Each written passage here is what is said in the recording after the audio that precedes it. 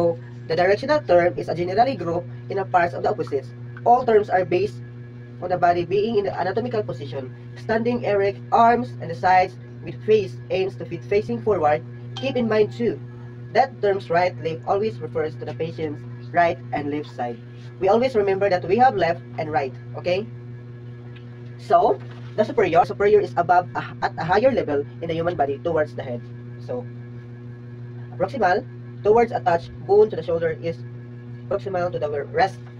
So, ang example ng kuan proximal is ang shoulder nasa ibabaw, then ang wrist nasa ubos. So, ang mauna is ang shoulder, then ang wrist nasa ubos. But the distal is while the distal is kabaliktaran siya. So, di ba ang proximal is nasa ibabaw, naguna. But ang sa distal is sa ubos siya naguna. So, for example, ani is ang kuan away from the touch based on the fingers or distal in the wrist. So, for example, ang kamot nasa sa ubos, then ang sa unahan sa kamot is muna siya ang pulse. Sa kilid, but padulong siya sa tunga, sa center. But sa kuan, sa medial is nasa sa center, padulong siya sa gawas. Proximal and distal is muna siya ang floor is below at the lower level towards the kuan the feet. So ang example na is kanang sa imong tail na siya kanang kuan muna siya mga parts sa inferior like mga kuko, mga kubal muna siya. But the other directional terms is superficial and deep. So at the near of the relatively close to the body surface, the skin or superficial to underlying structure. So the example of superficial is muna siyang atong skin kay nasa sa gawas. But ang deep is kabaliktaran na siya sa superficial because ang deep is na siya sa sulod sa imong lawas like imong mga heart, imong mga laman loob like mga atay, tinai muna siya. After sa front view, we are going to discuss the left view. So the part of left view is cranial or cephalic. The cranial is toward the head, the cranial or cephalic borders of the occipitals or superior to the thigh. Side view.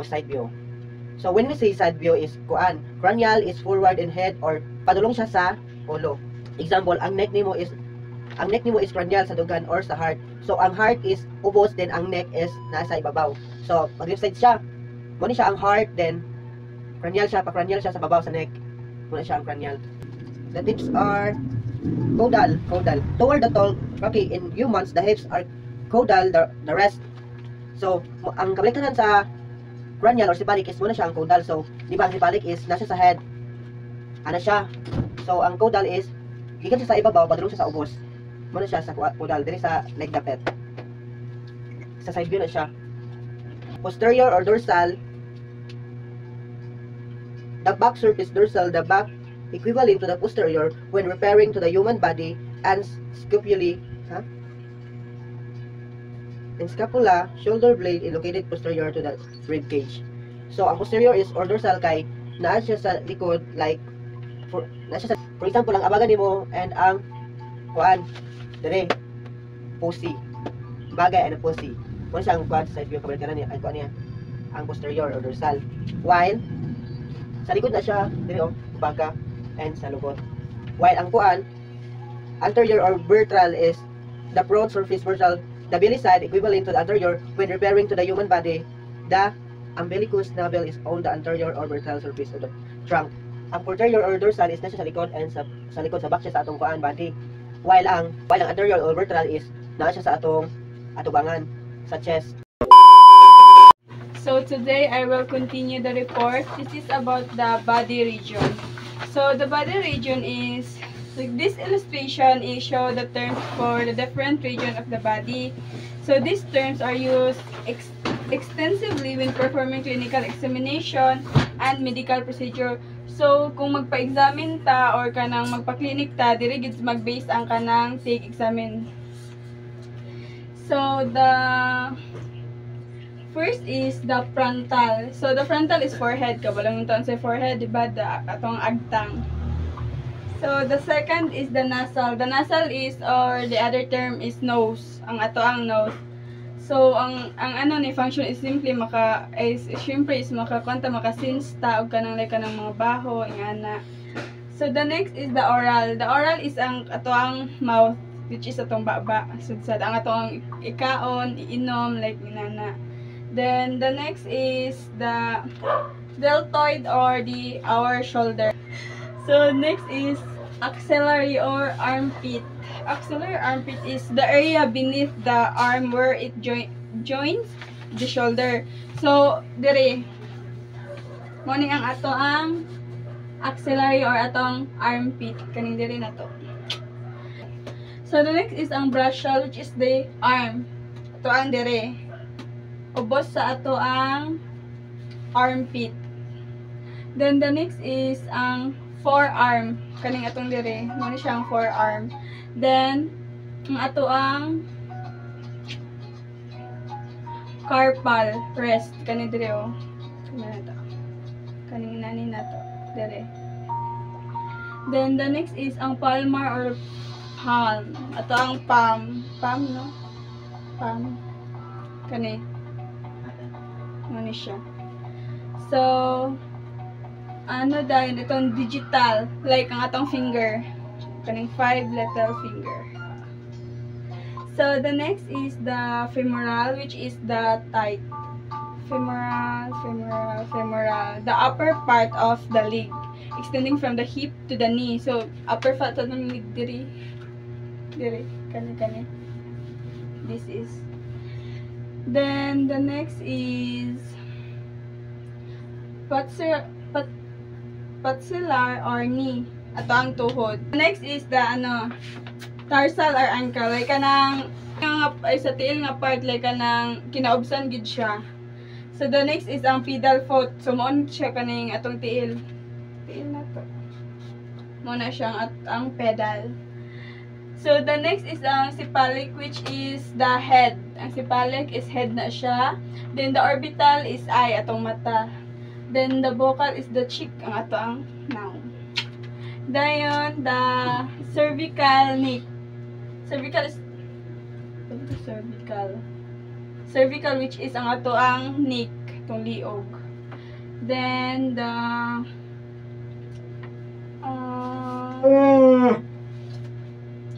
sternal or the sternum is the breastbone located at the center of the chest. So, dire na siya. Dire sa atong center sa ato ang chest. Then, the pectoral, which is ang ato ang chest. So, kung ang sternum is ang center, ang pectoral is which is ang atong chest, like chest, tapos ang center niya is mo ang sternum. Then, the next is mammary or breast. Kabalo nito sa breast. So, the abdominal or abdomen. So, ang abdominal or abdomen is the part of the body between the thorax and the pelvis. So, abdominal or abdomen, which is diri sa like kanang kilid sa ato ang pusod. Then, the next one is the pelvic. The pelvic is also called pelvis or pelvis. The lower part of the trunk between the abdomen and the thighs. So, kani ang pelvis is natungan siya sa which is sa abdomen o sa public part. Then, the next is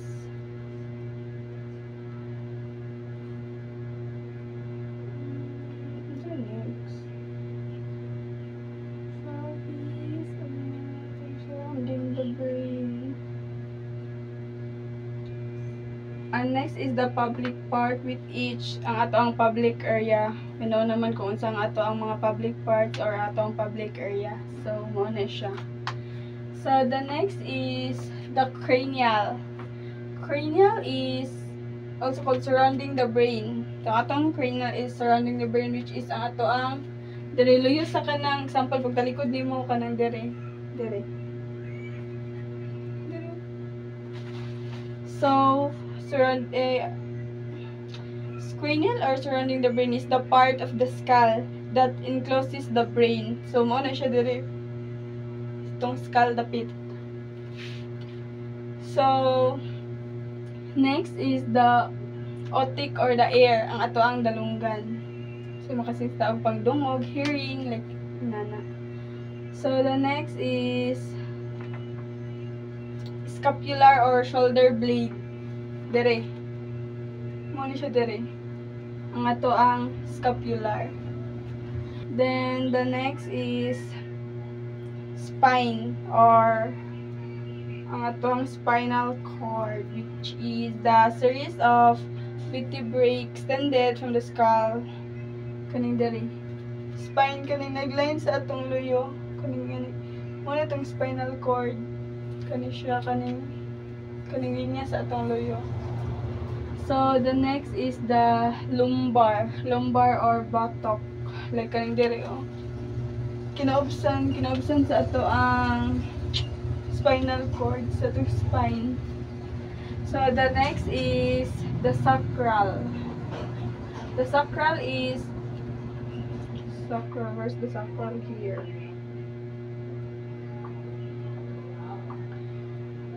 Next is the sacral. Sacral is or also called sacrum. So sacral or also called sacrum is the triangular bone at the base of the spine formed by focus vertebrae. Like kanang ato ang sacral or sacrum is kanang magna-forma siya og triangular like kanang diri kanang paubos din siya, paubos. Like mao na siya ang kanang sacral. Then the next is the gluteal or the buttocks, the rounded area of the posterior formed by the gluteus muscles. Mani siyang diri kaning gahi na to diri mo na siya. Diri. Mo na siya. Then the next is the perineal or perineum. The area between the anus and the genitals. Muna ta ato ang anus like kanang gawasanan sa ato ang mga hugaw. Muna siya ang perineal. So the next is the popliteal or back of the knee. Like kaning likod sa ato ang tuhod, likod sa atong knee. Muna siya ginatawag og popliteal or popliteal. Muna siya ang likod sa ato ang knee. So the next is the calcanea or the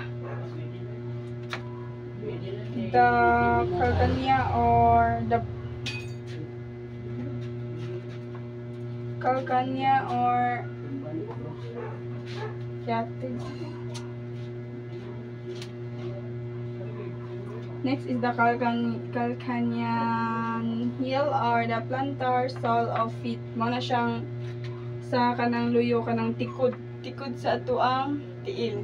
Mao na siya. So those all parts nga kung gi-mention is mo to siya ang body regions. So mo to ang mga parts sa iyang body regions. So that's all about the body region.